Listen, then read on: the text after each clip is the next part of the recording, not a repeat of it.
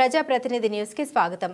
Dubbaka town విఘ్నేశ్వరుని దయతో దుబ్బాక ప్రజలు సుఖ సంతోషాలతో ఉండాలని, సమృద్ధిగా కురిసిన వర్షాలతో రైతులు మంచి పంటలు పండించాలని ఆ గణనాథుని కోరుకున్నట్లు టీఆర్ఎస్ రాష్ట్ర నాయకురాలు కత్తి కార్తిక గౌడ్ అన్నారు.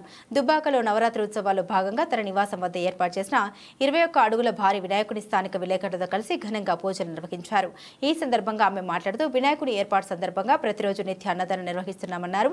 ఇక్కడికి వచ్చిన ప్రతి భక్తులు ఖాళీ కడుపుతో పోకుండా ఎంతమంది వచ్చినా అందరికీ అన్నప్రసాద వితరణ చేస్తున్నారు. గణనాథుని దయతో ప్రజా కార్యక్రమాల్లో తమ వంతు పాత్ర పోషిస్తున్న జర్నలిస్టు సోదరుల కుటుంబాలు చల్లగా ఉండాలని ఆమె ఆకాంక్షించారు. ఈ నెల 21న నిమజ్జన కార్యక్రమం ఉన్నందున కనీ విని ఎరగనటువంటి రీతిలో నిమజ్జన కార్యక్రమం ఉంటుందని, దీన్ని తిలకించడానికి మండలంలోనే కాకుండా నియోజకవర్గంలోని ప్రజలందరూ రావాలని కోరారు. ఈ కార్యక్రమంలో సీనియర్ నాయకులు రిటైర్డ్ హెచ్ఎం అధికం బాలశం గౌడ్తో పాటు జర్నలిస్టులు, భక్తులు అధిక సంఖ్యలో పాల్గొన్నారు.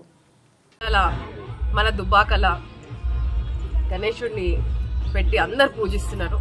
మన దుబ్బాక గణేశుడు నవరాత్రి ఉత్సవాలు మంచి జరుగుతున్నాయి. ఇక్కడ 15 రోజుల నుంచి నిత్య అన్నదానము, ఇవాళ 10వ రోజు.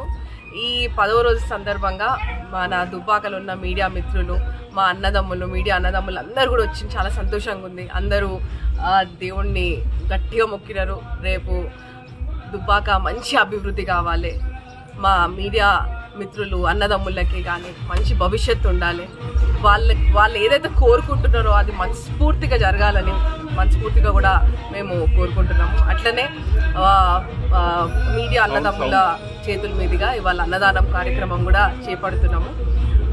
ఇట్లనే అందరం కలిసిమెలిసి ఉంటాము. మేమందరం ఒకటి, ఏ ఛానల్ మీడియా మిత్రులందరూ ఒకటని నిరూపించిన రోజు ఇది.